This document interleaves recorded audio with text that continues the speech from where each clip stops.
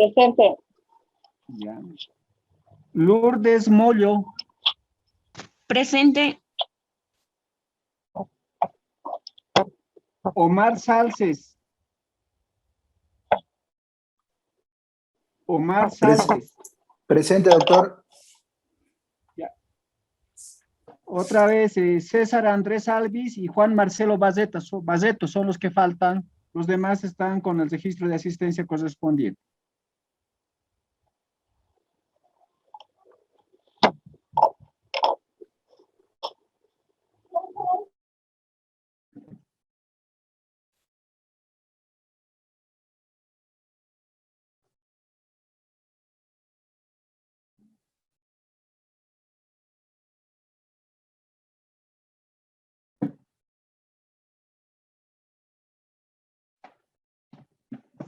Empezamos la clase de hoy. No sé si tienen consultas de la clase anterior o clases anteriores. Ya también debieron presentar hacer el trabajo para el fin de semana, la actividad y las 4 preguntas del foro. No sé si tienen algunas preguntas del foro, de lo avanzado, o si no, inmediatamente continuamos con el avance del módulo.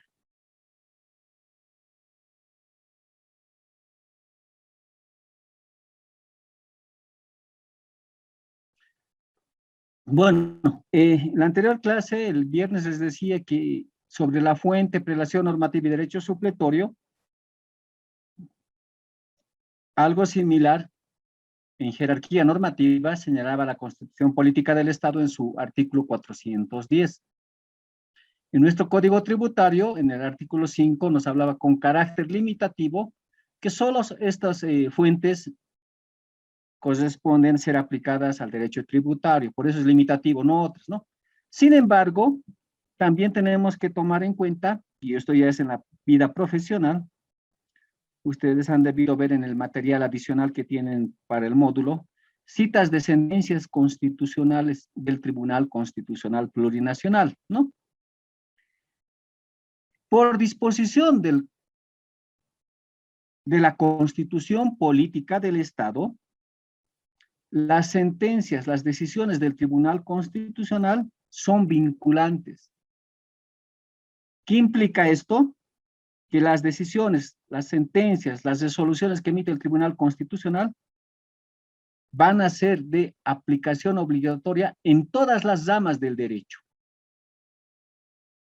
Si bien esas sentencias del Tribunal Constitucional no están señaladas en estas fuentes del derecho tributario, que está en el artículo 5, sin embargo, por disposición de la Constitución Política del Estado y del Código Procesal Constitucional, también se constituyen en fuentes del derecho tributario. O sea, a este listado tenemos que adicionar sentencias del Tribunal Constitucional como fuentes del derecho tributario. Es así que ustedes cuando estén asesorando, viendo un procedimiento administrativo tributario, y con más razón si es un procedimiento de impugnación en la vía judicial, pueden invocar sentencias del Tribunal Constitucional al caso que ustedes viendan, siempre que en esa sentencia constitucional se hubiera tratado tema similar al caso que ustedes están viendo. Entonces, a este listado también adicionamos sentencias del Tribunal Constitucional, por previsión ¿de dónde? De la Constitución Política del Estado.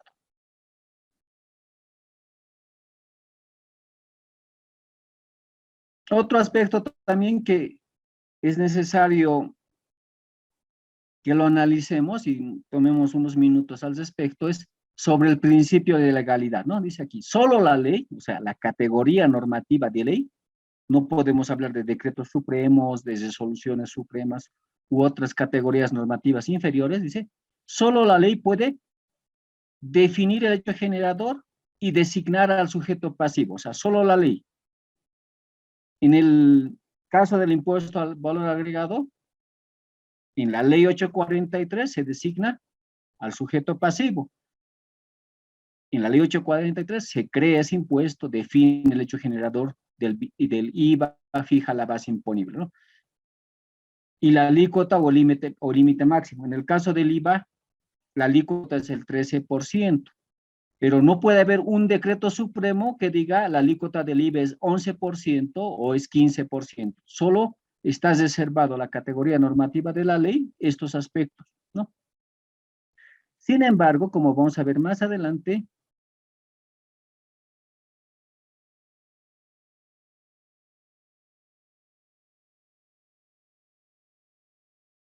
si vemos el impuesto municipal a las transferencias onerosas de bienes inmuebles, que antes era el impuesto a las transferencias de bienes inmuebles, simplemente con la creación de este impuesto mediante ley municipal en cada municipio, se ha aumentado el denominativo impuesto municipal.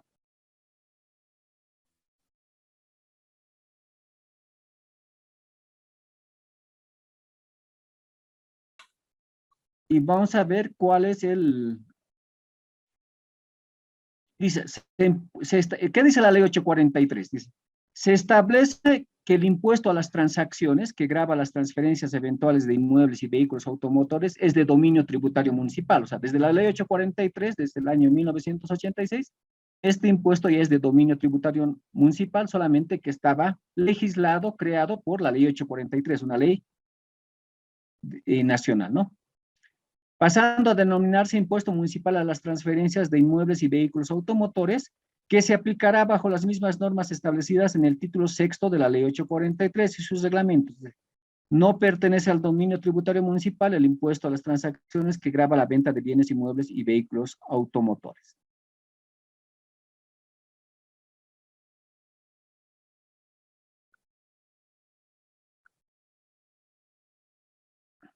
Dice, créase el impuesto municipal a las transferencias, esto es la ley municipal 0212-2011, ¿qué grava? Las transferencias onerosas de inmuebles, ¿no? No están alcanzadas por este impuesto las transferencias que sean efectuadas por personas que tengan por giro esta actividad.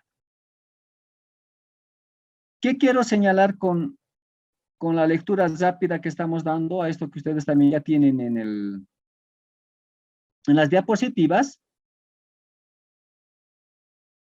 De que el impuesto, otro ejemplo, ¿no? El impuesto a la propiedad de bienes inmuebles, como su nombre lo dice, grava la propiedad de un bien inmueble o de un vehículo automotor. Eso está en la ley 843 y también está en las leyes autonómicas municipales. Sin embargo, el decreto supremo reglamentario a la ley 843 amplía el objeto del impuesto. ¿Y qué señala? Que también va a ser el objeto del impuesto la posesión o tenencia de bienes inmuebles o vehículos automotores. En consecuencia, al haber complementado en un decreto supremo el objeto del impuesto a la propiedad de bienes inmuebles, se está vulnerando la ley, el principio de legalidad que solo establece la reserva de la ley para definir el hecho generador, el objeto del impuesto, y así, en forma similar, el sujeto pasivo del impuesto, ¿no? Porque si hablamos del sujeto pasivo del impuesto, ¿qué dice la ley? El propietario del bien inmueble o del vehículo automotor. Pero el decreto supremo, ¿qué dice? El poseedor, el tenedor. Entonces, aumenta la condición de sujeto pasivo a otras personas diferentes a lo que es el propietario. Simplemente como un comentario adicional, ¿no?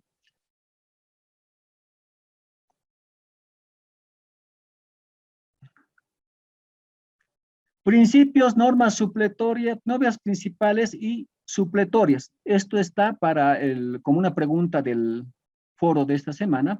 ¿Sí? ¿Qué dice nuestro Código Tributario en el artículo 74? Los procedimientos tributarios se sujetarán a los principios constitucionales de naturaleza tributaria con arreglo a las siguientes ramas específicas del derecho, siempre que se avengan a la naturaleza y fines de la materia. procedimientos tributarios administrativos se sustanciarán y resolverán con arreglo a las normas contenidas en la ley 2493. O sea, los procedimientos tributarios siempre se van a sustanciar conforme lo señala, lo dispone, lo prevé el Código Tributario Boliviano. Pero ya habíamos señalado que no todo está en el Código Tributario Boliviano. Puede haber algunos vacíos jurídicos, algo que no esté reglamentado. Y algo que no está reglamentado ya lo habíamos visto, ¿no? ¿Qué va a pasar con aquellos sujetos pasivos que no tienen su domicilio en el mismo municipio de la sede de la administración tributaria? Entonces, ahí habíamos dicho, ¿qué vamos a aplicar? Procedimiento administrativo. ¿Pero por qué? Porque es el mismo código que señala en la parte final inferior de esta diapositiva, pueden ver, ¿no? A falta de disposición expresa, se aplicarán supletoriamente las normas de la Ley de Procedimiento Administrativo. Por eso el título de este artículo 74 es Principios, normas principales y normas supletorias. Es decir, cuando tengamos necesidad de recurrir a materia administrativa, a la Ley de Procedimiento Administrativo en este caso, ¿qué estamos aplicando? La supletoriedad. O sea, el Código Tributario dice supletoriamente Ley de Procedimiento Administrativo, ¿no? Pero ¿qué pasa cuando necesitamos aplicar el Código Procesal Civil, el Código Procesal Constitucional, ¿no? Una de las preguntas para la actividad de fin de semana era, ¿cómo se va a computar los plazos en materia civil? Y eso está en el Código Procesal Civil. ¿Podemos decir que estamos aplicando supletoriamente materia civil? No. Lo único supletorio a aplicarse es la Ley de Procedimiento Administrativo y su reglamento. El reglamento siempre va a normar en forma más detallada la ley principal.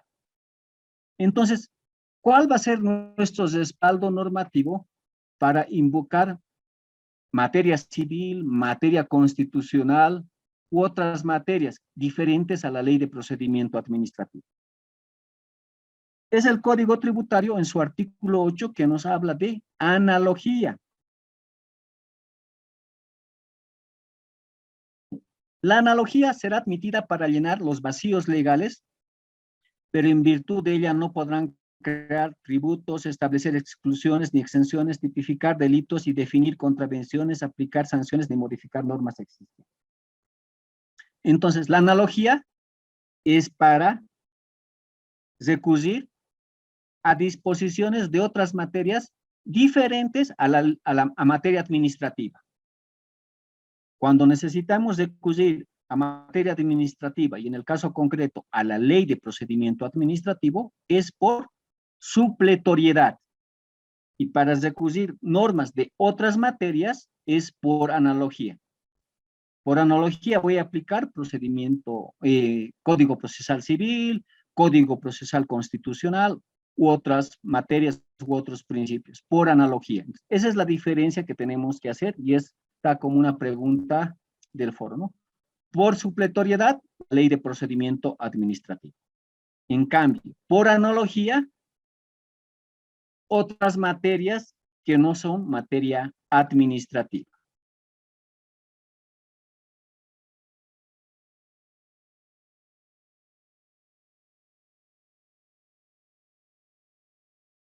También tenemos que remitirnos a la personería, ¿no?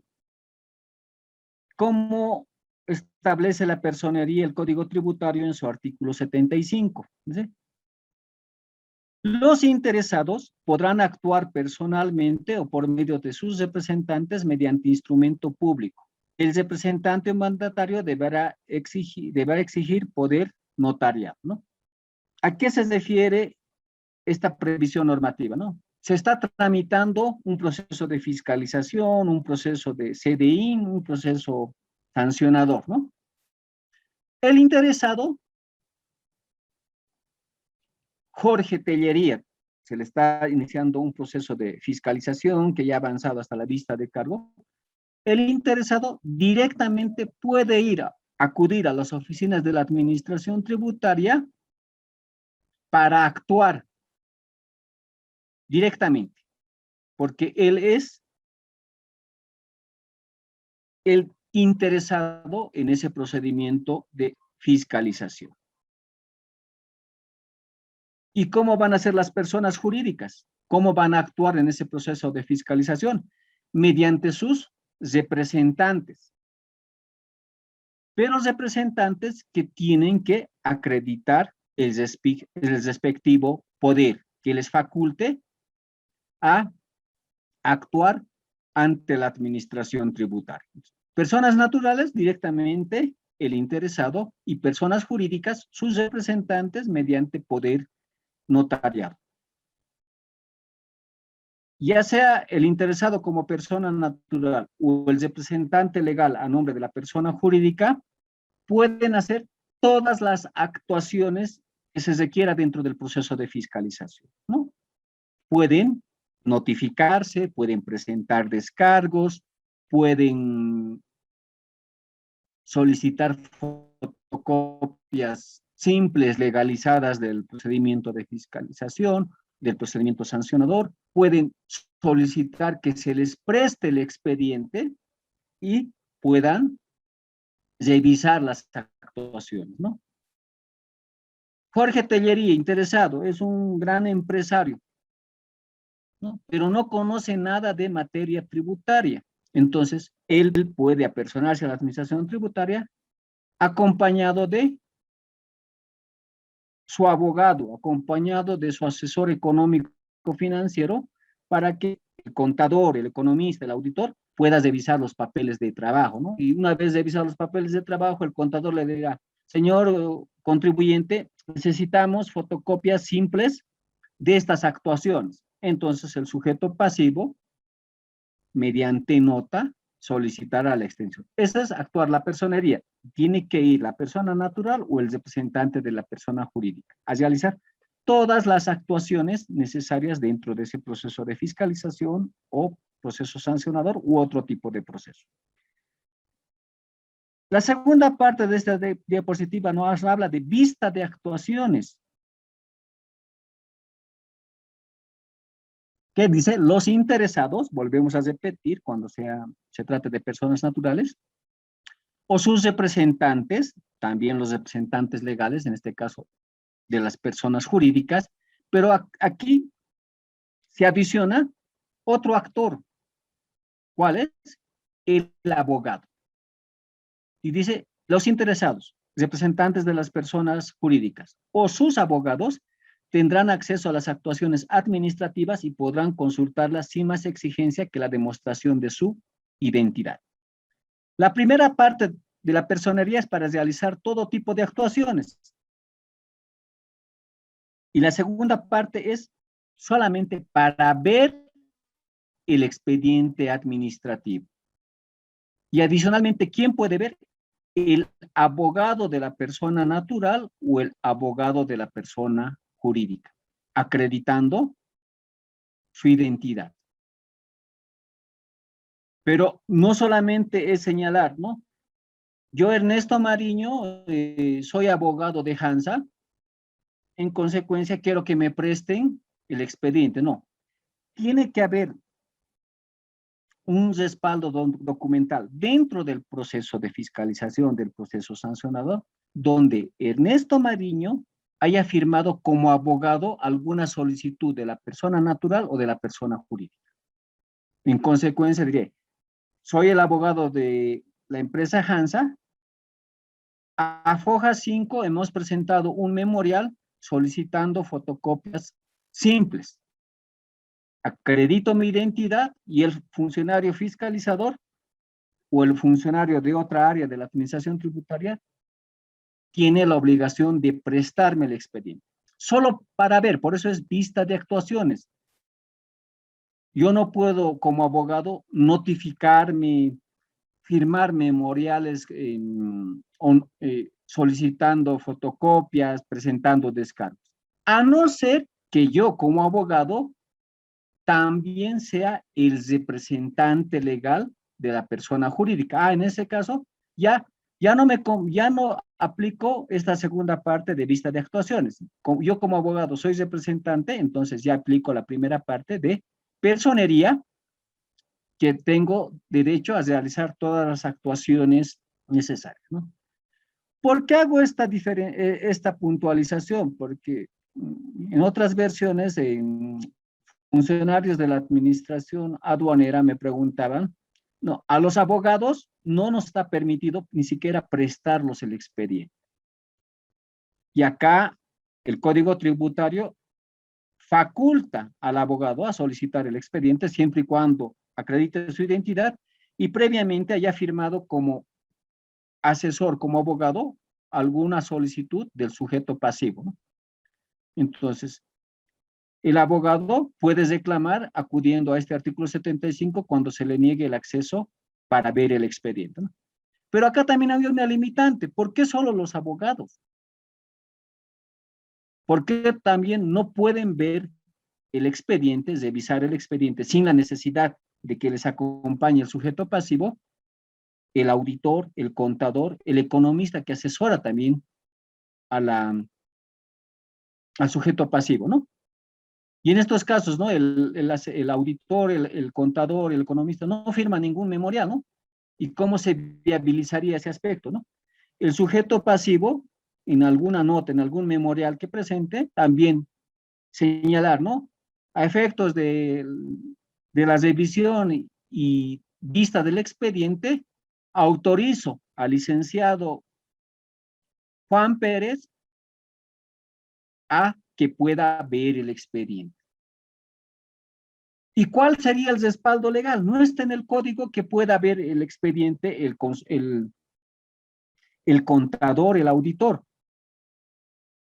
¿Cuál sería el respaldo legal para que el sujeto pasivo en una de sus notas, en uno de sus memoriales, señale ese aspecto, ¿no? Porque el sujeto pasivo no conoce de materia tributaria. Es un gran empresario, pero desconoce. Y un proceso de fiscalización generalmente es técnico, no es tanto legal. ¿Cuál creen ustedes que sería el respaldo legal para que el sujeto pasivo tenga ese derecho de autorizar a su contador, a su auditor, a personarse a las oficinas de la administración tributaria y que le puedan prestar el expediente? Porque aquí en esta segunda parte solamente dice a los abogados, no dice contadores ni auditores ni otro tipo de profesionales que puedan tener relación en un proceso de fiscalización. Por ejemplo, ingenieros industriales. Se está haciendo un proceso de fiscalización de todo el proceso productivo de una empresa aceitera. Entonces, ¿quién conoce más ese proceso de producción? Es un ingeniero industrial.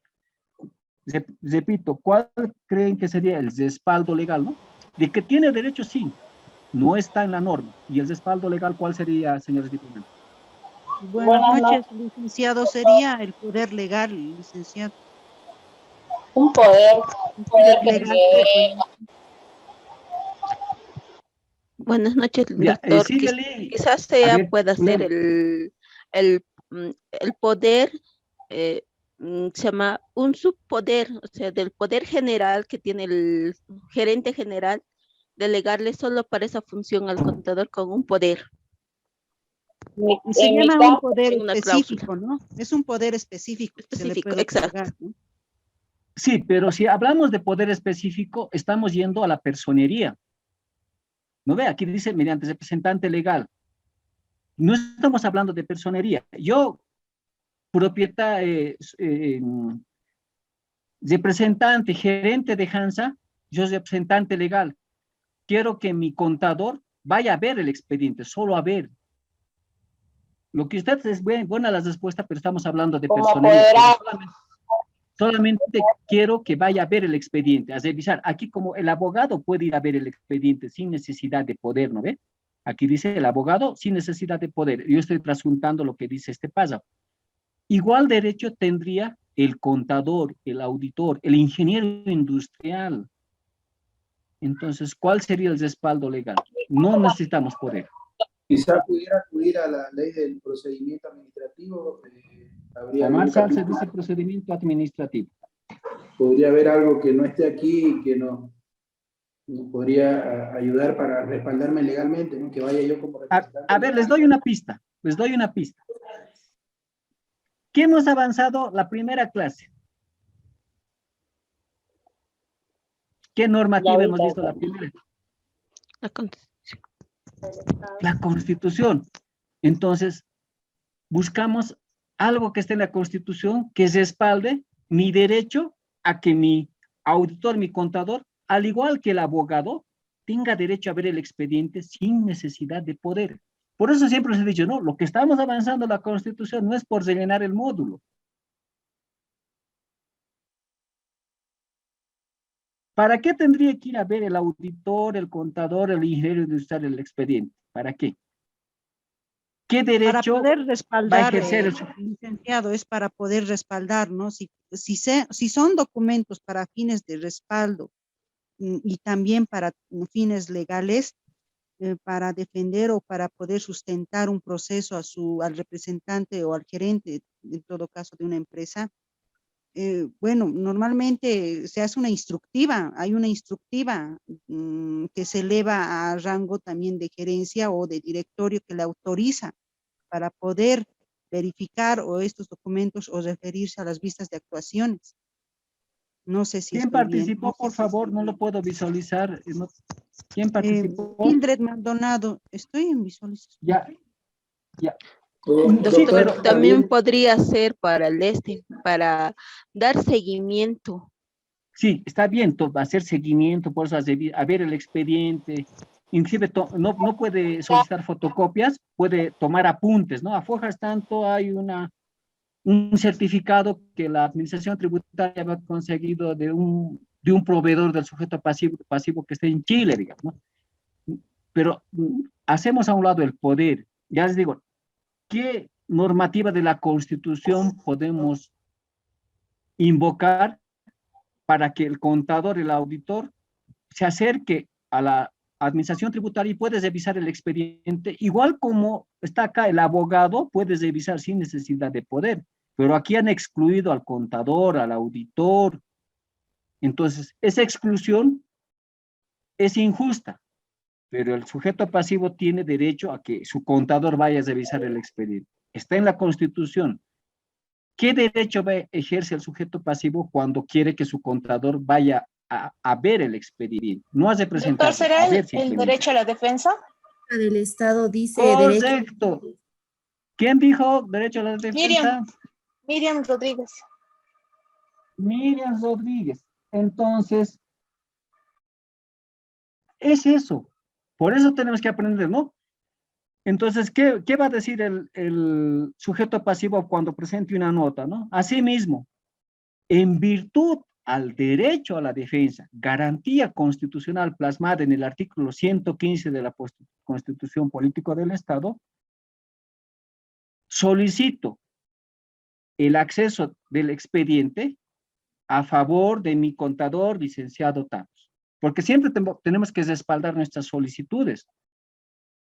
Entonces, si la administración tributaria dice, no tiene acceso el contador, el auditor, solo tiene acceso el abogado, ¿qué está vulnerando? El derecho a la defensa. Y si está vulnerando el derecho a la defensa como un elemento del debido proceso, ya se está incurriendo en vulneración a garantías constitucionales, aspecto que más adelante puede llevar a una anulabilidad de obrados.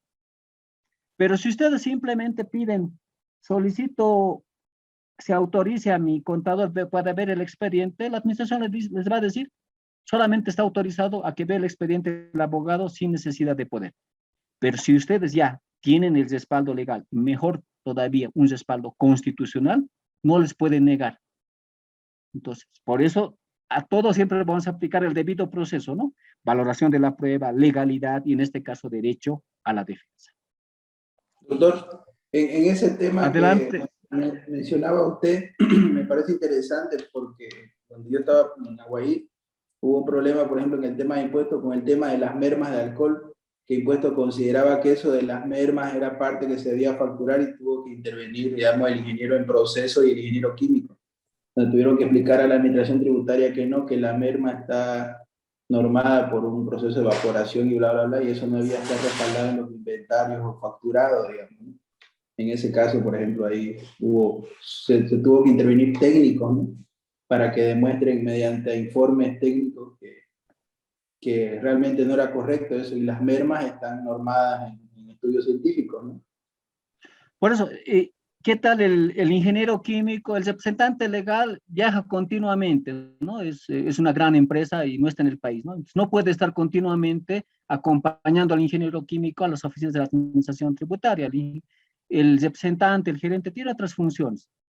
Entonces, con esta solicitud respaldado en la Constitución, el ingeniero químico, todas las veces que cree necesario, puede apersonarse a la administración tributaria y ver cómo anda el proceso, ¿no? Porque el expediente que se va conformando del proceso de fiscalización o de otro proceso no es confidencial para el sujeto pasivo, será confidencial para terceros, ¿no? Y precisamente vamos a ver a qué se refiere la confidencialidad de la información, ¿no? Que es carácter reservado. Esa información solo amerita a que acceda el sujeto pasivo. Inclusive si hablamos de una pareja de cónyuges, el esposo tiene un NIP, realiza una actividad generadora de obligaciones tributarias, la esposa es tercero al esposo en materia tributaria. No puede decir, pero yo soy la esposa, tengo derecho a saber la información tributaria de mi esposo. Es tercero, es ajeno. La regla es que la información con carácter tributario solo sea conocida, accedida al sujeto pasivo, la regla. Y siempre, en algunos casos, hablamos de excepciones. ¿Cuál es la excepción? ¿Qué dice nuestro artículo 67 del Código Tributario, no? Dice, esta información confidencial se la puede otorgar a terceros mediante dos excepciones, mediante orden judicial fundamentada, ¿no? La esposa está la pareja está en un proceso de divorcio, ¿no? El sujeto pasivo es un empresario y siempre le dice a la esposa, no tengo ganancias, no tengo utilidades. Entonces, dentro del proceso de divorcio, al juez de familia, la esposa le solicitará, ¿no? Señor juez, a objeto de establecer la asistencia familiar a favor de mis hijos, solicito, ordene al Servicio de Impuestos Nacionales, se emita información respecto a los ingresos percibidos por mi esposo con NIT número tantos, las utilidades obtenidas por cada gestión. El juez entonces ordenará, por eso es orden judicial, a la administración tributaria recabar esta información. Pero esta última palabra es importante de esta oración. Fundamentada. Tiene que señalar cuál es el fundamento para requerir esa información. En el ejemplo que estamos dando, ¿cuál es el fundamento? Para obtener información a efectos de establecer la asistencia familiar. Ese es el fundamento. No puede ser simplemente como en juzgados emiten las órdenes judiciales, ¿no? Por el Servicio de Impuestos Nacionales, emítase la certificación requerida, franquece fotocopia de los estados financieros. No, tiene que decir para qué va a servir esa información. Porque si el juez no fundamenta su orden judicial, el Servicio de Impuestos Nacionales va a rechazar esa orden judicial, en virtud a que es el mismo artículo 67 que exige que esa orden sea fundamentada. Esa es una de las excepciones. ¿Cuál es la otra excepción para que un tercero ajeno al sujeto pasivo solicite información de ese sujeto pasivo? El Código Tributario nos habla del artículo 70 del Código de la Constitución Política del Estado, la anterior Constitución Política del Estado, porque el código es del 2003, estaba vigente la Constitución Política de 1967, dice, que pueden solicitar mediante petición camaral, informes verbales o escritos a ministerios de Estado, la Asamblea Legislativa Plurinacional. Actualmente, esto está respaldado en el artículo 158, parágrafo primero, numeral 17. Es decir, la Asamblea Legislativa, en el ejercicio de sus facultades de control y fiscalización de los órganos del Estado, puede requerir información de terceros, ¿no? Eso han debido ver, si recuerdan, hace unos 4 o 5 años con los papeles de Panamá, ¿no ven? Entonces eran personas jurídicas privadas. Entonces la Asamblea Legislativa solicitó, en este caso al Ministerio de Economía, para que el Servicio de Impuestos Nacionales dé toda la información de esas empresas que estaban siendo objetos de control y fiscalización.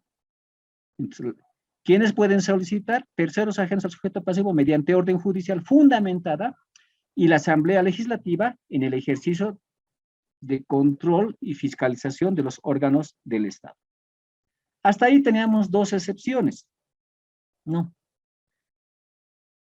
Pero ¿qué pasaba con algunas instituciones estatales que requerían información del SIN o requerían información de la aduana de los sujetos pasivos? Tenían que ir necesariamente por orden judicial. Entonces era muy burocrático. Es así que el Decreto Supremo 077 de 15 de abril del 2009 aclara el carácter de terceros. Este Decreto Supremo está complementado por el Decreto Supremo 122 también del 2009, acá en la parte inferior estaba, ¿no? Entonces, ¿qué señala este Decreto Supremo? Que aquellas instituciones del Estado que para el cumplimiento de sus fines necesiten información individualizada del sujeto pasivo, pueden solicitarle esta información a la administración tributaria. Hoy la autoridad de empresas, antes superintendencia de empresas, ¿no? Había la ley sobre el hospital de empresas, no sé si se acuerdan, ¿no? Aquellas empresas que estaban ya por entrar en quiebra y todo lo demás, podían solicitar a la superintendencia de empresas que se negocie con sus acreedores a objeto de hacer quitas de capital, de bajar los intereses por el capital adeudado. Entonces, ¿qué presentaban las empresas, no? Estados financieros, lo principal. Pero cuando quieres demostrar que estás en quiebra, puedes presentar estados financieros que todo anda mal.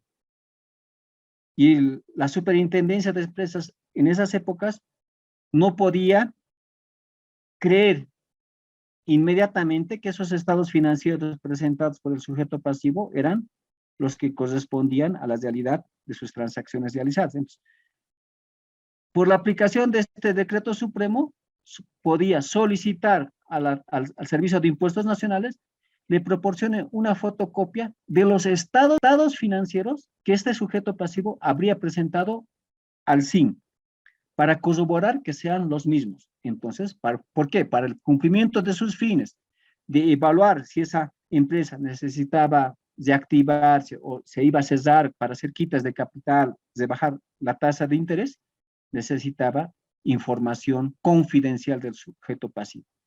En virtud de este Decreto Supremo lo puede solicitar.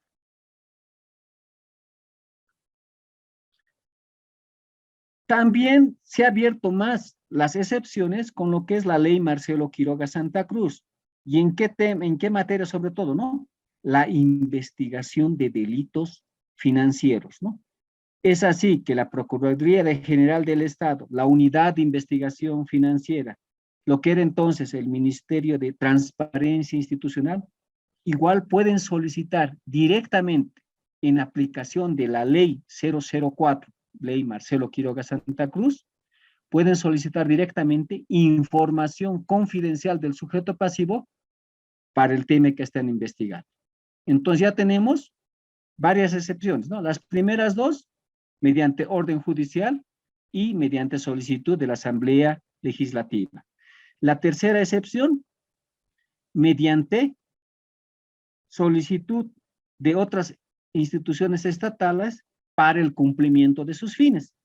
Y la cuarta excepción, prevista en la ley 004 de Marcelo Quiroga Santa Cruz, para la investigación y procesamiento de delitos financieros. ¿Tienen alguna consulta hasta acá?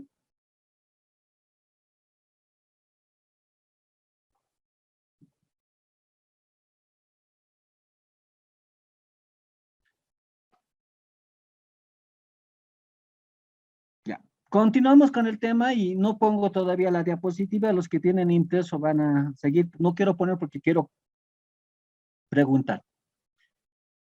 ¿Cuál es el domicilio o qué tipo de domicilio es cuando un sujeto pasivo va a las oficinas del Servicio de Impuestos Nacionales o a la Aduana Nacional, ambos tienen su padrón, y registra un domicilio donde realiza sus actividades? ¿Qué tipo de domicilio denominamos eso? ¿O qué tipo de domicilio lo denomina el SIN? Domicilio fiscal, doctor. Domicilio Carmiña, ¿no? fiscal. Sí. Domicilio fiscal. Ya. ¿Quiénes han dicho? A ver. sus Domicilio nombres. fiscal, querubín. Domicilio fiscal, doctor. ¿Quién más dijo? Había dos damas por ahí. Silvana García. Silvana García. Ya. Domicilio fiscal, ¿no? Entonces, ¿qué pasa cuando nosotros vamos a la administración tributaria? ¿Dónde va a realizar sus actividades? No, yo soy Ernesto Mariño, vivo en la zona Alto Tejar, pero de la ciudad de La Paz, pero voy a realizar mis actividades, la prestación de servicios jurídicos. A ver, ¿en qué calle? En la Avenida Mariscal Santa Cruz. Los que están en el interior deben conocer la Avenida Mariscal Santa Cruz, de las avenidas principales en el centro de la ciudad, ¿no? Avenida Mariscal Santa Cruz número 100. Y me dicen, ¿dónde es su domicilio particular? Aquí no importa, zona Alto Tejar. ¿Y dónde va a realizar sus actividades profesionales? En la Avenida Mariscal Santa Cruz número 100. Ese va a ser su domicilio fiscal, ¿no? Directamente, eso nos hacen consignar o no. Lo mismo ocurre en cualquier otra ciudad y con cualquier otra actividad. Algunas veces el domicilio fiscal puede coincidir con mi domicilio particular, ¿no? Pero, ¿qué dice nuestro código tributario? Ahí queremos hacer el análisis de las normativas. Domicilio en el territorio nacional. Este es el domicilio fiscal, este artículo. No dice de esa forma, pero es el denominado domicilio fiscal. Para efectos tributarios, las personas naturales y jurídicas, y esto es otra pregunta del foro, deben fijar su domicilio dentro del territorio nacional, ¿no? Están viendo ahí con negrillas, deben. ¿Qué significa? Es una obligación. Yo realizo actividades comerciales, una persona jurídica realiza actividades comerciales, debe fijar su domicilio en el territorio nacional. Dime, mi obligación. La segunda parte está subrayado, dice, preferentemente en el lugar de su actividad comercial o productiva. Preferentemente. Entonces, ¿qué implica? Que si yo voy a desarrollar mi actividad profesional en la Avenida Mariscal Santa Cruz número 100, no tengo la obligación de citar ese domicilio como domicilio fiscal. Preferentemente, yo vivo en la zona Alto Tejar y yo puedo decir, mi domicilio particular va a ser mi domicilio fiscal.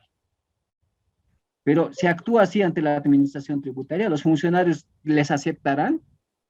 No. Es decir, licenciado Mariño, usted va a desarrollar su actividad en la Avenida Mariscal Santa Cruz número 100. Ahí tiene que ser su domicilio fiscal.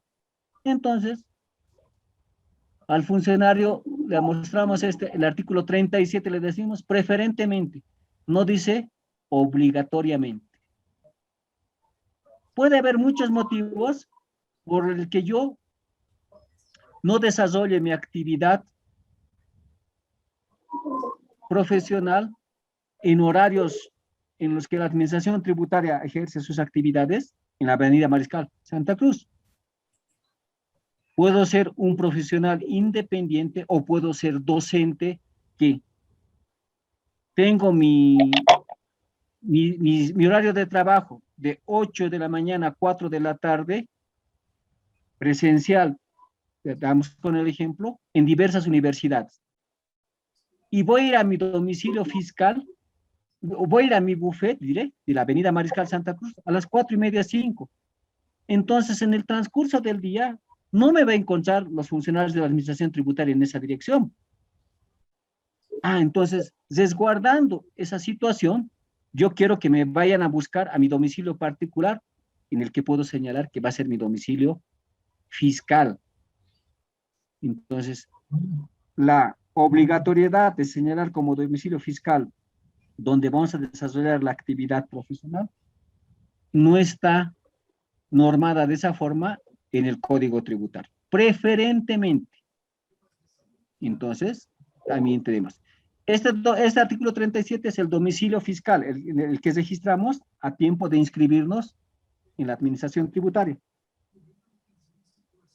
Domicilio fiscal que podemos cambiar, ¿no? Yo estaba desarrollando mis actividades en la Avenida Mariscal Santa Cruz número 100 y he encontrado otras oficinas más amplias, más cercanas a la administración tributaria, ¿no? La calle Vallivian en La Paz, la calle Vallivian, donde está la gerencia distrital La Paz 1, ¿no? Entonces, me traslado, ¿qué tengo que hacer? Tengo que comunicar mi cambio de domicilio fiscal. Pero, ¿qué pasa si he señalado un domicilio, la Avenida Mariscal Santa Cruz número 100, ese domicilio no existe? O de aquellos sujetos pasivos que no han señalado un domicilio, pero desarrollan actividades comerciales. Entonces, el artículo 38, el siguiente en el Código Tributario, sobre que hable de domicilio tributario, se refiere al domicilio de las personas naturales. Cuando la persona natural no tuviera domicilio señalado, ¿quiénes no pueden tener domicilio señalado,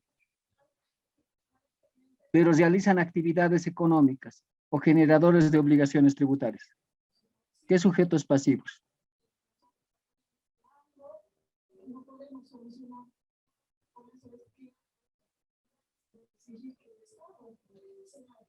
¿Qué sujetos pasivos, señores diplomantes? A ver, que no tuvieran un domicilio. Personas naturales, licenciado. Ya, pero ¿en qué forma? Porque si yo soy persona natural y realizo una actividad, yo soy abogado, me acerco a las oficinas de la administración tributaria, me van a pedir que señalen un domicilio, pero aquí no me van a permitir registrarme sin domicilio. Doctor, ¿los consultores en línea? Pero el consultor en línea, cuando va a obtener su NIT, le van a pedir domicilio, ¿no ve? Sí. Puede ser un artesano, licenciado, un artesano, ¿no? ¿Y a quién participó? Silvia, ¿no? ¿Quién más participó antes, por favor? Mildred Maldonado. Ya. Ya. Personas que no estén inscritas en el padrón de contribuyentes, pero que la administración tributaria haya evidenciado que realizan actividades comerciales. Entonces, una persona no inscrita no tiene un domicilio señalado. Entonces, para esas personas va a aplicar esta normativa del domicilio de personas naturales. O teniéndolo señalado fuera inexistente, ¿no? Yo he señalado mi domicilio Mariscal Santa Cruz número 100, ¿no? El funcionario de la administración tributaria va, encuentra el 95, el 98 y se salta al 105, no es el 100. Por un cambio de numeración o también por estrategia, ¿no? Muchas veces los sujetos pasivos hacen desaparecer la numeración después de inscribirse, a objeto de evitar notificaciones. Entonces, en esos casos, no hay domicilio señalado. Generalmente, cuando el sujeto pasivo no se ha inscrito en el padrón, o si está inscrito y ha señalado un domicilio, este no existe. Entonces, se va a aplicar una presunción de domicilio en el siguiente orden. En el lugar de su residencia habitual o su vivienda permanente. ¿No? Yo, Ernesto Mariño, cuando me he inscrito, he señalado mi domicilio fiscal en la Mariscal Santa Cruz y he señalado mi domicilio particular, ¿no? Como el domicilio de la Mariscal Santa Cruz, el número 100 no existe, no hay el número 100, entonces, ¿qué va a hacer la administración tributaria? Con respaldo documental. ¿Y cuál es el respaldo documental en este caso? Que yo mismo he dado ese domicilio, me va a ir a buscar a la zona Alto Tejar, para notificarme, para pedirme el cumplimiento de alguna obligación, el requerimiento, ¿no? He puesto la zona Alto Tejar, calle Libertad, número 50, ¿no? Entonces, el funcionario ha constatado la inexistencia de mi domicilio fiscal, va a ir a mi residencia habitual, y tampoco existe. Yo soy un contribuyente que conozco todas estas estrategias.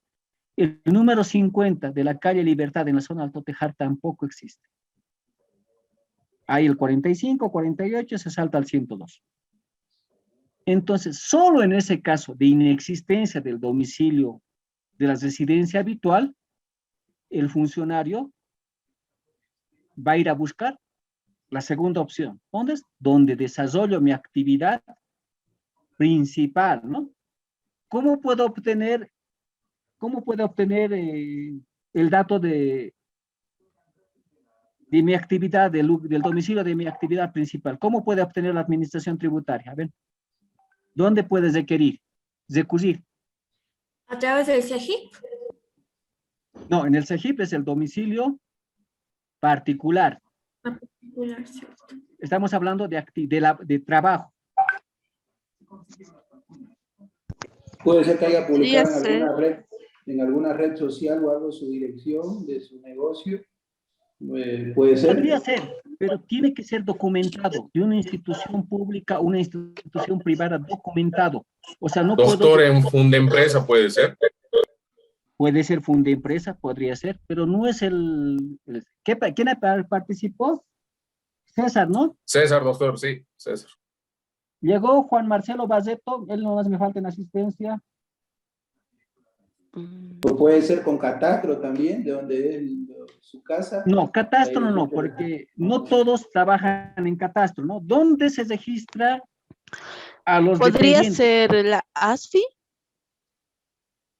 No, pero la ASFI podría ser, ¿no? Si ha obtenido algún préstamo y ha dado la dirección de su trabajo. Pero ¿dónde se declaran los dependientes? La Contraloría. En su empresa, No. en su empresa La donde Contraloría. trabaja. Cuando aportamos entidad La público-privada, AFPs, ¿no? PP. AFPs, solicitamos a la AFPs, estoy buscando a Ernesto Mariño. Doctor, a través de la licencia de funcionamiento podría ser. También podría ser, ¿por qué? Pero eso ya sería donde desarrolla su actividad principal. Podemos buscar a los gobiernos municipales, decir si está desarrollando alguna actividad principal particular, ¿no? Que no sea dependiente. ¿Quién dijo de la licencia de funcionamiento? Carminia, doctor. Carminia. Ya. Entonces, ¿dónde recurre generalmente la administración tributaria? A las AFPs. Entonces la AFP va a decir, sí, trabaja en Hansa Limitada. Entonces ya tengo esa información. Entonces yo, administración tributaria, envío una solicitud a Hansa. Señores, Hansa Limitada, entre la planilla de sus dependientes, tiene Ernesto Mariño. Quisiera saber en qué área, con qué cargo trabaja. Entonces Hansa dará la certificación correspondiente. Ya tengo el respaldo documental, ¿no? O puede ser que directamente el sujeto pasivo, Ernesto Mariño, sea conocido del funcionario de la administración tributaria, ¿no? Y le diga, Yo le he visto, trabaja en Hansa. Igual hay que sacar la certificación de Hansa, ¿no? Entonces ya tenemos el respaldo documental para irlo a buscar al lugar donde desarrolla su actividad principal, ¿no? En este caso también sería el Ministerio de Trabajo, porque ahí Sí, si también estás vamos aquí, reportando. también si estás Vamos, reportando se reporta como mensualmente, entonces las también sería planillas. otra ente. Correcto. Entonces, mire, de ustedes mismos está saliendo dónde se reporta a los dependientes, ¿no? Y lo que dijo Carmina es muy interesante. Dijo licencia de funcionamiento, actividades privadas donde no hay dependientes. Uno mismo es el jefe, ¿no ve? Entonces, ahí. Y hemos obtenido de Hansa el reporte, dice, sí, trabaja como dependiente mío, ¿no? Pero al día siguiente, Ernesto Mariño renuncia. Voy, ya no hay el domicilio, ¿no? Entonces nos vamos donde ha ocurrido el hecho generador. Ese es el orden. Pero ¿cuál es la condición para ir a buscar uno y otro domicilio? Cuando no existe el domicilio. Omar, es un poco difícil, pero es muy interesante esto para aplicar. Porque ni siquiera los funcionarios de administración tributaria lo aplican correctamente. Cuando no existe el domicilio, ¿no? Porque hemos ido a buscar el primer domicilio, que es la residencia habitual, ¿no? Existe el domicilio. ¿Qué implica? Que hemos encontrado, hemos dicho, ¿no? Zona Alto Tejar, calle Libertad, número 50. Existe el domicilio. Entonces, ¿puedo practicar la notificación? ¿Cuándo vamos a buscar uno u otro domicilio? Cuando no existe el domicilio. Porque otros dicen, he ido a buscar a su residencia habitual y me han dicho que ya no vive ahí. He encontrado el domicilio y ya no vive ahí. Entonces, tengo que ir a buscar a su actividad principal. No. Si encuentras el domicilio, no necesitas ir a buscar los siguientes domicilios. Ya tienes que empezar a practicar tu notificación. Pero doctor, al menos lo que estaba ocurriendo en impuestos era que no se notifica si no está ahí ya el contribuyente, ¿no? Y bueno, otros doctores o licenciados decían, sí se notifica si encuentras alguien que te recibe el aviso de visita, ¿no? Un testigo de actuación, porque si no, ahí nunca se va a enterar el contribuyente que ha sido notificado y por eso es que siguen haciendo las otras, siguen emitiendo, ¿no? No, tu comentario es el acertado, Silvia, pero ya vamos a ver, cuando encontremos el domicilio, qué tipo de notificación vamos a practicar. Si le encontramos al sujeto pasivo en el domicilio, si no lo encontramos, o si el sujeto pasivo ya no vive ahí, pero el requisito es que encontremos el domicilio, que el domicilio exista. Porque la administración tributaria dice, el domicilio existe, pero ya no vive ahí. Entonces iré a buscar otro domicilio. No se quiere ir a buscar otro domicilio si has encontrado el consignado. En este caso, de la residencia habitual, ¿dónde podemos ir a respaldar? En el CEGIP, ¿no? Ahí se registra el domicilio particular. La administración tributaria tiene convenio con el CEGIP, no necesita ni siquiera mandar una nota al CEGIP. Entra al sistema del CEGIP y obtiene una certificación en línea. Ese es el respaldo de que hay un domicilio particular donde va a ir a buscar, ¿no? Y algo similar va a ocurrir con el domicilio tributario de las personas jurídicas, ¿no? Si no existe el domicilio declarado o no tuviera su domicilio, hay que ir a descartar domicilio tras domicilio. Esa es la forma de ver los domicilios. Doctor, buenas noches. Sí, Querubín. Doctor, podría ser también que sirva como un instrumento el registro del último empadronamiento en la corte.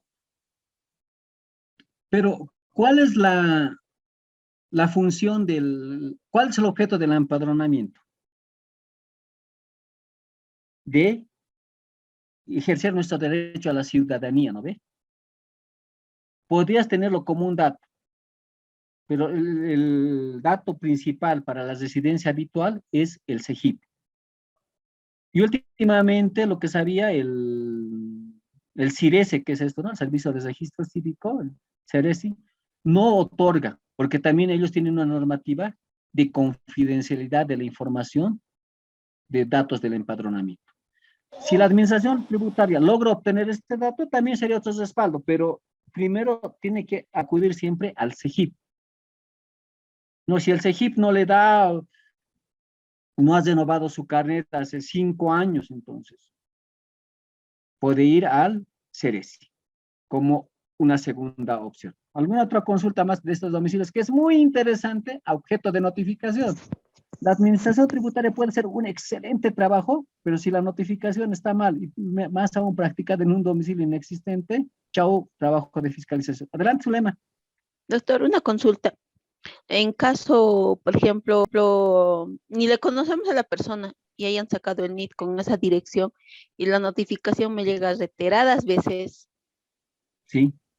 Más de 5 veces me sigue llegando y yo a la fiscalizador o a la persona que me va notificando doy a conocer, no conozco, nunca le he visto y en este domicilio ya vivo más de 15 años o trabajo más de 15 años y nunca se ha sacado NIT con esta dirección. En ese caso, ¿cómo tendría que actuar? Primero, el dueño de casa, el que habita en ese domicilio, tiene que hacer conocer en forma escrita, ¿no? Los comunicados verbales no tienen respaldo en el expediente, ¿no? Es decir, ese aspecto que tú estás señalando, que el señor nunca ha vivido ahí ni lo conoce. Eso para descargo tuyo. Ya. Pero el sujeto pasivo se ha señalado ese domicilio, y ese domicilio existe, a objeto de notificación. Las actuaciones que se practiquen en este domicilio son válidas. Porque ¿quién se está creando? Le comento que hace 10 años compraron un domicilio. Ya. Y cuando sigue llegando, cada año llegan las notificaciones. Y cada vez que llegan las notificaciones, y generalmente cuando voy a preguntar a fiscalización me dicen, no, déjalo nomás, me dicen, pero a mí ya me tiene preocupado porque el caballero que hemos comprado tampoco le conoce y tampoco nunca ha sido prácticamente ni inquilino de esa casa. Ya hemos preguntado a los dueños, ex-dueños. Daban domicilios que no eran correctos, aquellos que sacaban su NIT para comercializar facturas falsas. Se encontraban un recibo de un servicio público de agua, de luz, se apersonaban con eso, ¿no? Y a ellos no les interesan, porque más bien no quieren que nunca les encuentren. Pero la administración tributaria cumple sus funciones en ir a buscar y hacer las notificaciones en el domicilio registrado en el padrón de contribuyentes. Claro, la carga, la molestia es para el actual dueño de casa, ¿no? Que cada vez tiene que estar señalando que no vive, nunca ha vivido y no lo conoce. Pero la administración tributaria va a cumplir sus funciones notificando en ese domicilio. Eso es lo que dice el artículo 70, numeral 3º del Código Tributario. Dice, obligación del sujeto pasivo, fijar su domicilio y comunicar el cambio. Caso contrario, el domicilio fijado se considerará subsistente, siendo válidas las notificaciones practicadas en el mismo. Puede ser intencional que no haya comunicado el cambio porque nunca quiere hacerse encontrar, o puede ser por un descuido que efectivamente realizaba actividad comercial en ese domicilio, se ha trasladado y no ha señalado el nuevo domicilio. O ha cesado su actividad, entonces debió señalar un domicilio particular a efectos de notificaciones para que no se le prive del derecho a la defensa. Pero si no ha cumplido con esa obligación de comunicar el cambio de domicilio, después no puede alegar diciendo, yo ya no desarrollaba actividad y debía notificarme por edicto, digamos. Tiene que comunicar en un domicilio de un amigo, de los papás. Muchas veces los jueces pasivos se van al exterior, entonces señalar otro domicilio para que las notificaciones que practique la administración tributaria, mientras dure el término de prescripción, que actualmente son 8 años, puedan ser de conocimiento del sujeto pasivo. Algo más sobre los domicilios y vamos a seguir avanzando. Domicilios. El domicilio es... ¿Quién habla? ¿Se identifica, por favor? Cristina Sonco. Cristina, adelante. Bueno, yéndome al ejemplo de Zulema, si al final tantas notificaciones son cada año, como dice ella, ¿no afecta al actual dueño? O sea, ¿puede seguir recibiendo las notificaciones sin ninguna preocupación? Lo correcto sería que no reciba nada. Ahorita vamos a ver las formas de notificación, ¿no? Cuando no está el sujeto pasivo en el domicilio que ha señalado como, en la dirección que ha señalado como su domicilio, va a haber una notificación por cédula, me estoy adelantando. Y cuando hay la notificación por cédula, se requiere que alguien reciba el aviso de visita. En este caso, no es el dueño de casa o el ocupante del domicilio no está obligado en recibir el aviso de visita. Si yo no voy a recibir nada porque no lo conozco al sujeto pasivo, nunca ha vivido en este domicilio. Entonces, y la administración tributaria ya verá cómo notifica al sujeto pasivo con esa actuación. ¿Quién más? ¿Quién más? Otra consulta, doctor. En el tema de cuando la administración tributaria va y visita mi domicilio tributario, ellos deben verificar que esté mi NIT expuesto, mi dosificación expuesta y todo. ¿Es parte de esto del domicilio tributario, que yo debería tener un espacio donde yo administro mi actividad, o no es algo que esté establecido en la norma? Esa era mi duda, siempre he tenido, porque decía, no, te creas tu NIT y ahí tenés que tener tu escritorio, tu NIT, todo colocado, todo eso, porque si no la autoridad tributaria te dice que no, ahí no había ninguna actividad tributaria, o no estaba haciendo ningún trabajo. No sé si estoy en lo correcto. Cuando te vas a inscribir al padrón de contribuyentes, la administración tributaria, por el principio de buena fe, va a creer todos los datos que estás otorgando, ¿no? Pero luego hay operativos de verificación de domicilio. En esas verificaciones de domicilio van a constatar efectivamente que el domicilio que has declarado es donde estás desarrollando tu actividad comercial, ¿no? Se ha dado casos que habían declarado ferretería en un 5º piso de un edificio. No en un mall, en un edificio, ¿no? En un mall ya puede darse, ¿no? Los malls son gigantes, ¿no? Entonces, va el funcionario y ¿qué pone? En el padrón de contribuyentes una marca de control, domicilio desconocido, que no hay ese domicilio. Entonces, esas son las actuaciones. No hace la verificación inmediata, puede hacerlo en el transcurso del semestre, en el transcurso del año, y puede ser que nunca lo haga. Por el principio de buena fe va a creer que todos los datos que estás otorgando a tiempo de tu inscripción son los correctos, o a tiempo de la modificación del domicilio también es el correcto. A lo que me refería es si debería tener expuesto en el momento de la verificación mi NIT, colocado mi NIT, todo mi documento. Correcto, tienes que tener. ¿Qué obligaciones tienes que tener, no? En tu actividad comercial. Tener tu talonario de facturas. Así estés compartiendo oficina, ¿no? Generalmente los abogados en La Paz, hay abogados que dentro de un ambiente que es 5x5, hay 3, 4 abogados con su escritorio. ¿No? Su escritorio y sus 2 sillas para recibir a sus clientes. En Santa Cruz, los que viven en Santa Cruz es otro mundo, es todo grande, ¿no? Es más entonces, ahí, ¿no? A las espaldas del escritorio tiene que tener su cartel, exija su factura. Si el fiscalizador va, señor abogado, sí, su talonario de facturas. No necesitamos tener un espacio independiente, porque puede estar la oficina compartida. Todas las obligaciones formales que debe cumplir el contribuyente pueden ser verificadas cuando el fiscalizador le visite, ¿no? Domicilio especial.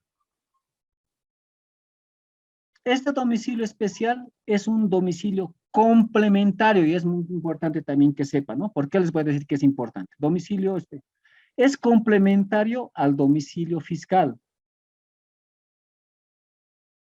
¿Por qué es complementario? Porque va a sustituir temporalmente al domicilio fiscal en determinados casos. Por eso es complementario. Vemos aquí, reiteramos aquí. ¿Qué decía que en el domicilio fiscal? Domicilio en el territorio nacional es domicilio fiscal. Dice, para efectos tributarios, las personas naturales y jurídicas deben fijar su domicilio. Obligatorio, deben, ¿no ve? En cambio, en este domicilio, dice, en el domicilio especial, podrán, es optativo, podrán fijar un domicilio. Es una de las diferencias. Dentro en el territorio nacional, a efectos tributarios, con autorización expresa de la administración tributaria. El domicilio así constituido será el único válido a todos los efectos tributarios, en tanto la administración no notifique al sujeto pasivo o al tercero responsable la revocatoria fundamentada de la autorización concedida o estos no soliciten formalmente su cancelación. Y con ejemplo vamos a aclarar esta figura del domicilio especial, ¿no?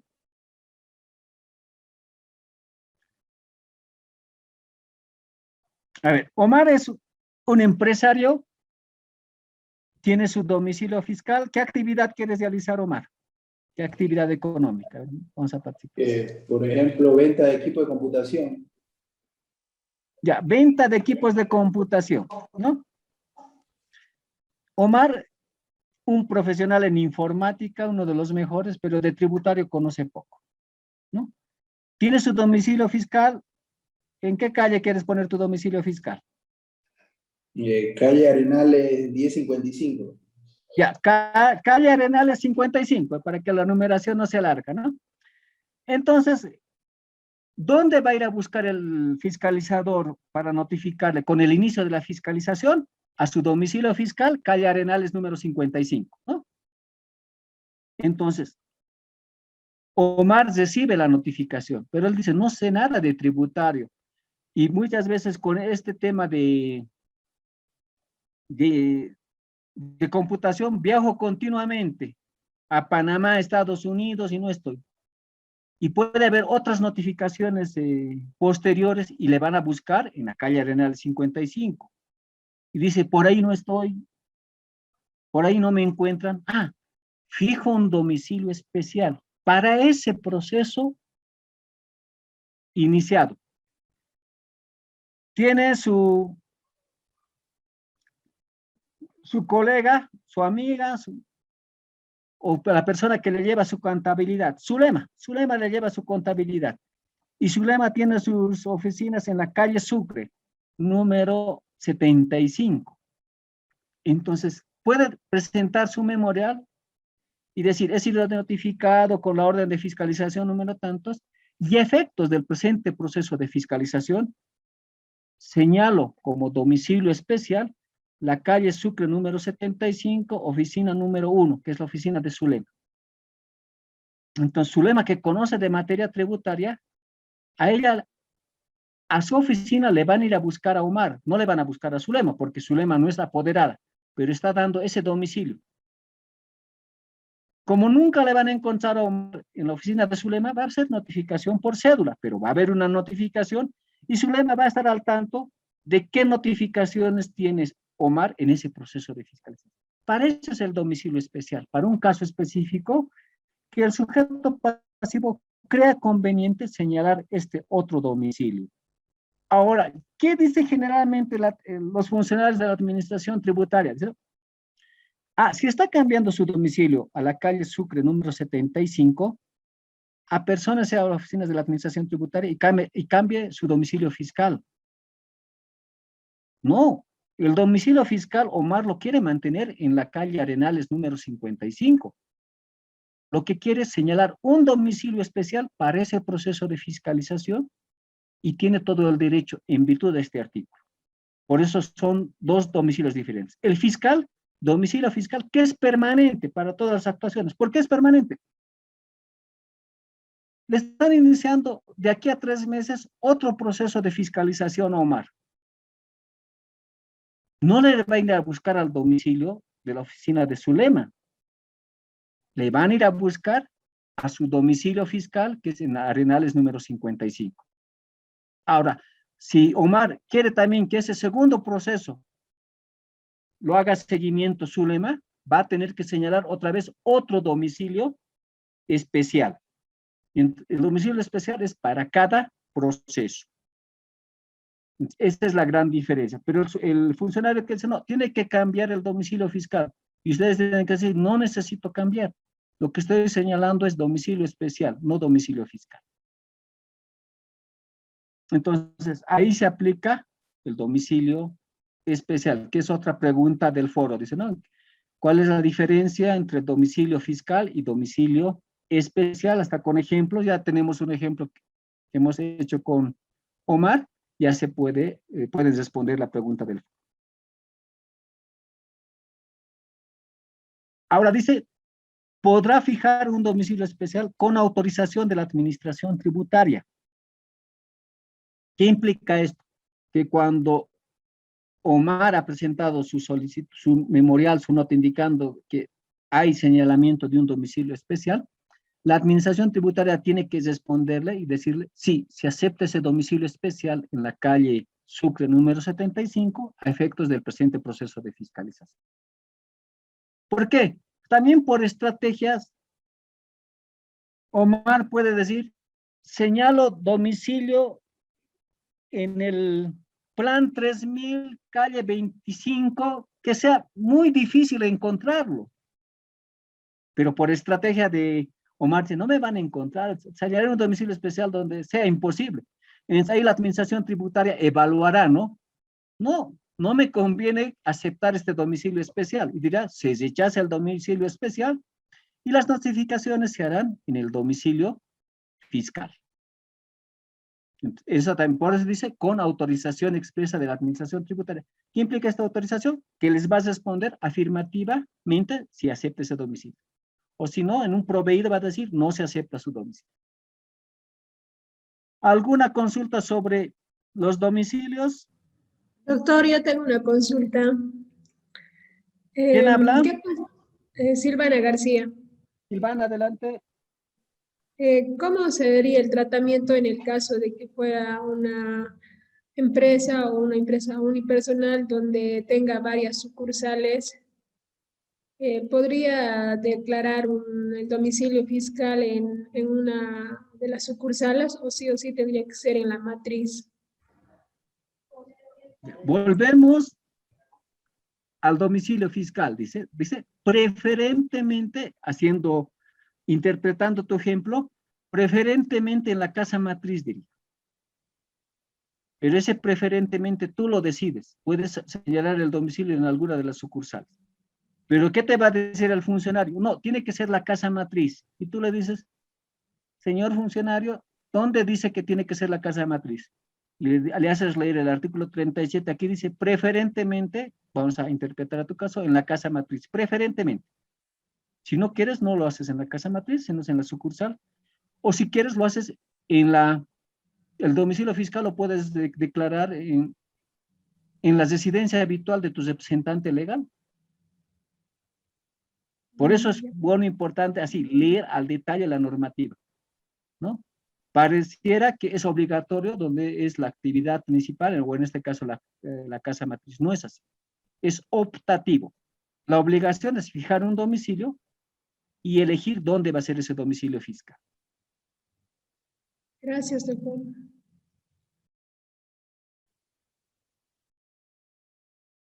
Notificaciones. Este es uno de los temas que más me apasiona. Hay diferentes formas y medios de notificación que señala nuestro código tributario. En la parte primera ven por medios electrónicos, que está con otro color. ¿Por qué está con otro color? Porque esta forma de notificación ha sido incluida el año 2016 con la ley 812 de 30 de junio del 2016, resolución normativa de directorio, ley 812, publicada el 1 de julio del 2012. Esta ley está vigente a partir de su publicación, el 1 de julio. Y también, ¿por qué está con amarillo? Porque en el listado está como primera forma de notificación, pero lo vamos a dejar para el último. Vamos a avanzar cómo estaban las formas de notificación sin esa inclusión del medio electrónico, para que podamos tener más clara la figura. Y aquí también van a prestar importancia a otra pregunta del foro, es la notificación personal de la resolución determinativa emergente de un proceso de fiscalización, ¿no? Y aquí también vamos a tener, ya les adelanto, y vayan revisando, vamos a tener que recurrir a la Constitución Política del Estado. Lo que hemos visto, reitero, la Constitución no era por rellenar el módulo, sirve para notificaciones, hemos visto para vista de expedientes, ¿no? Para el derecho del sujeto pasivo, que su contador pueda ver el expediente, puede ir a revisar. Tenemos la notificación personal por cédula, por edicto, por correspondencia postal certificada, que también incluía medio electrónico. Y la pregunta, ¿no? Si en el numeral 5 ya había medio electrónico, ¿por qué la necesidad de incluir otra forma específica que esté en el numeral 1? Y eso también tiene su respuesta y lo vamos a ver más adelante. Como regla general, el artículo 83 dice, es nula toda notificación que no se ajuste a las formas anteriormente descritas, a estas formas. Asimismo, cada una de estas formas tiene su propio procedimiento. Procedimiento corto, procedimiento mediano, procedimiento largo. El procedimiento más corto es el personal en secretaría. Procedimientos cortísimos, pero tienen su propio procedimiento. Entonces, trasjuntando esto, podemos decir, es nula toda notificación que no cumple el procedimiento de las formas anteriormente descritas. Hemos visto horas hábiles, ¿no? En el que funciona la administración tributaria. Actualmente está trabajando hasta las 4 de la tarde, ¿no ve? Si hay una notificación 4 y 5, ¿está cumpliendo procedimiento o está incumpliendo procedimiento? Incumpliendo. Incumple procedimiento. Entonces, ¿qué sería esa notificación?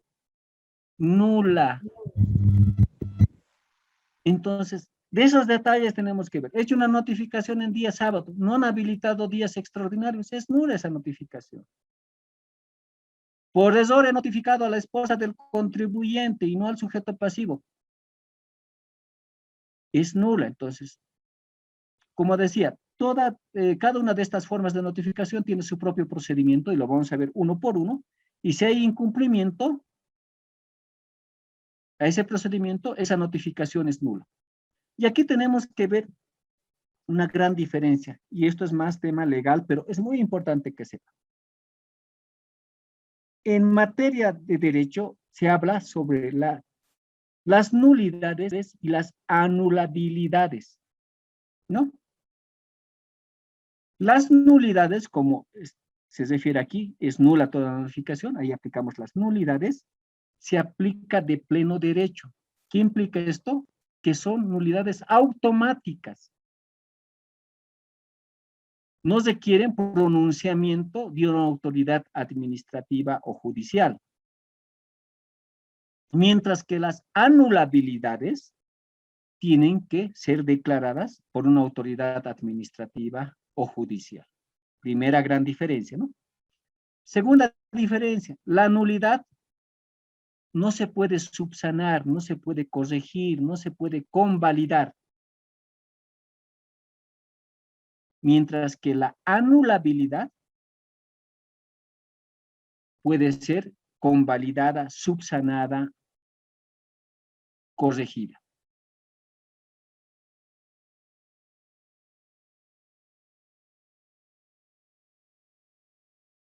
Entonces, el Código Tributario, cuando habla de nulidad de notificación, es decir, si incumple el procedimiento, esa notificación nunca ha existido. No puede decir el sujeto pasivo, sí, me han notificado a las 4 y 5. Por más que acepte la notificación del sujeto pasivo en un horario fuera de del horario de la administración tributaria, esa notificación no se convalida. Ya se está produciendo otra forma de notificación. Y eso confunde la administración tributaria. pero el sujeto pasivo está aceptando la notificación a las 4:05. Entonces, esa notificación efectuada fuera de las horas hábiles es válida, se ha convalidado. La nulidad, reitero, no se convalida. La nulidad implica la inexistencia de esa actuación. En derecho llamamos, señalamos, ¿no?, que esa actuación nunca ha nacido a la vida del derecho. Si esa notificación es nula, las posteriores actuaciones también son inexistentes. Por eso es importante saber el concepto de nulidad y anulabilidad, ¿no? Y esto ya hemos visto, ¿no? Siempre por motivos fundados, la autoridad administrativa competente podrá habilitar días y horas extraordinarios, ¿no? Y acá tenemos en las diapositivas una habilitación de horas extraordinarias fundamentado que ha hecho la autoridad de impugnación tributaria, habilitando de horas 8 a horas 20 para notificar. ¿Y cuál era el fundamento de esta habilitación de horas extraordinarias? La carga elevada de trabajo. ¿Y por qué era carga elevada de trabajo? Porque ellos habían sido negligentes en sus notificaciones. No, porque si no había aumentado los recursos de alzada y jerárquico. ¿Y por qué había aumentado los recursos de alzada y jerárquico? Porque el sujeto pasivo ya no estaba yendo a impugnar en la vía judicial por una limitante de pagar previamente la deuda tributaria. Todo impugnaban en la vía administrativa. Entonces, ese es el fundamento. Tiene que haber un fundamento expreso. Plazo para notificar. El Código Tributario no nos dice cuántos son los días para notificar a partir de la emisión del acto administrativo. Estoy emitiendo el acto administrativo el 1 de junio. ¿Cuántos días tengo para notificar? El Código Tributario no dice, no hay esa previsión, no está normado. ¿Dónde tengo que recurrir? ¿Dónde tengo que ir a buscar si hay algún plazo para notificar? ¿A qué norma tengo que recurrir? Doctor, a la ley 2341 del procedimiento administrativo. A la ley de procedimiento. A ver, vamos a ir Querubín, Silvana, ¿quién más estaba por ahí? César. César. Querubín no estaba, pero me estoy equivocando. Silvana, ¿quién más? Está en la sección 3 del artículo 33. ¿Quién participó? Silvia Lema. Silvia, ya. Siempre me van a dar, por favor, sus nombres para tomar en cuenta para la evaluación. Entonces, recurrimos a la ley de procedimiento administrativo. ¿Recurrimos por supletoriedad o por analogía? Por supletoriedad. Por supletoriedad. Ya ve, ya están al detalle, ¿no? Si me dicen por analogía, no, pues está dado, es por supletoriedad. ¿Y qué dice nuestro procedimiento administrativo? La notificación deberá ser realizada en el plazo máximo de 5 días. 5 días. Entonces, a partir de la fecha de emisión del acto administrativo, la administración tributaria tiene 5 días para notificar. Pero hay procedimientos por ejemplo, de la notificación masiva, en el que el procedimiento mismo establece un promedio de 25 días para culminar la notificación. Entonces, ¿se podrá cumplir esos 5 días? No. No. Entonces, tenemos que interpretar a qué se refiere estos 5 días. Estos 5 días se refieren mínimamente al inicio del procedimiento de notificación. Entonces, por lo menos, en estos 5 días tengo que haber iniciado el procedimiento de determinada forma de notificación. En ese ejemplo que estoy dando, que la notificación masiva voy a tardar más o menos 25 días en concluirla, hasta el día 5º debería haber iniciado ese procedimiento. Eso es el plazo que tengo para la notificación. Les pido que vayan revisando para el día miércoles el texto de las formas de notificación. Y, Doctor, Pero una pregunta, ¿qué pasa si hay impuestos tardan en notificar? Usted dice, digamos que 25 días, pero hay notificaciones de hace un año que uno tiene que realizar, que no lo han notificado a tiempo. Ya. Otro aspecto que debemos señalar acá, cuando hemos hablado que es nula toda notificación, es que las nulidades tienen que estar expresamente señaladas por ley. Es decir, en el caso de que la administración tributaria no inicie el procedimiento de notificación en el plazo establecido de 5 días, ¿no? Operará la nulidad. Entonces, esa nulidad en la demora de notificación no está expresamente señalada por ley. ¿Y qué va a implicar? Va a implicar que responsabilidad funcionaria del notificador que no hizo su trabajo en el tiempo oportuno. Solamente eso. Ahora, ¿ustedes qué podrían alegar? ¿No? ¿Qué implica que les notifiquen después de un año? ¿Qué componentes de la deuda tributaria se incrementan? Los intereses y mantenimiento de valor. Los intereses, mantenimiento de valor. ¿No ve? Entonces, algún momento ya después, esto ya es tema ya más a fondo, ¿no? Como debes, es hilar fino, es ver la norma con bisturí. ¿Qué podrían decir? Debía oportunamente notificarme y en algún momento decir, no me corresponde pagar mínimamente intereses. Mantenimiento de valor ya podría ser, pero no intereses. Pero ya ese es motivo de un análisis constitucional de la norma, ¿no? Tendríamos que llegar a esa etapa del Tribunal Constitucional, es decir, el debido proceso. ¿Por qué no se me ha notificado oportunamente? ¿Me causa un perjuicio por incrementar la deuda? Por el componente de intereses. Pero todo eso, igual tenemos que recurrir a la Constitución y esperar el pronunciamiento del Tribunal Constitucional. Mientras el Tribunal Constitucional no se pronuncie, la demora de la notificación de un año perjudica al sujeto pasivo. No sé si tiene alguna consulta más.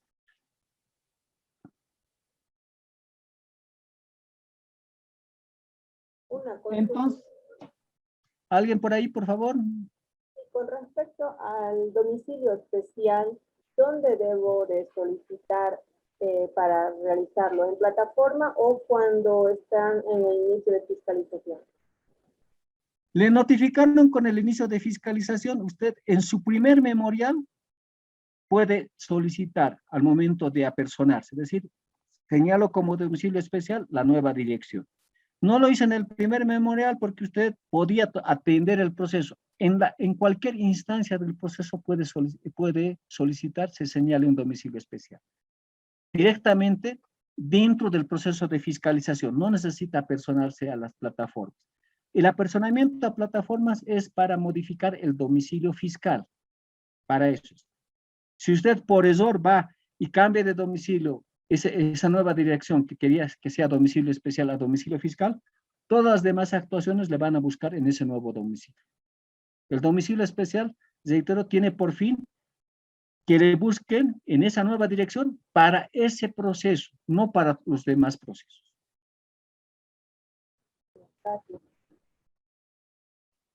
Doctor, buenas noches. Disculpe esa notificación cuando le ponen que el contribuyente no quiso recibir o firmar.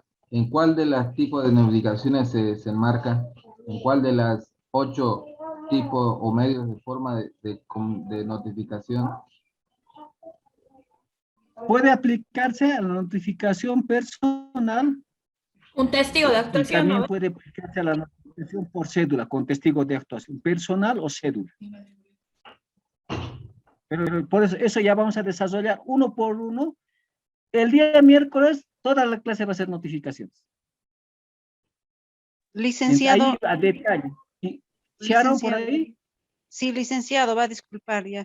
¿Puede volverme a aclarar esto de la analogía, la normativa de la analogía, por favor? Para tomar apuntes, no lo apunté. Se aplica la ley de procedimiento administrativo por supletoriedad, ¿no? Y se aplican otras normas, otras materias del derecho, hablamos de derecho civil, de derecho constitucional, por analogía. O sea, la supletoriedad solamente está reservada para recurrir a normas de materia administrativa. Y para otras materias diferentes a la administrativa, lo aplicamos por analogía. No se le escucha, Sharon, por favor. Creo que tiene apagado el micrófono. ¿Hay normativas específicas o es un conjunto? Cuando me dice analogía. A cualquier otra norma que requieras recurrir a otras normas. Por ejemplo, lo más común es recurrir a normas en materia civil y luego a normas constitucionales. Si estamos hablando en materia penal, a normas de contrabando delictual, vamos a recurrir a materia procesal penal. Ya. Supletoriedad, netamente administrativo. Lo demás, analogía. Ya, muchas gracias. A ver, ¿quiénes no participan? Rosa Marina. Vilma Ramírez. Andreina Chuquimia. Por favor, tenemos solamente 2 clases, participen porque tiene puntuación esta actividad.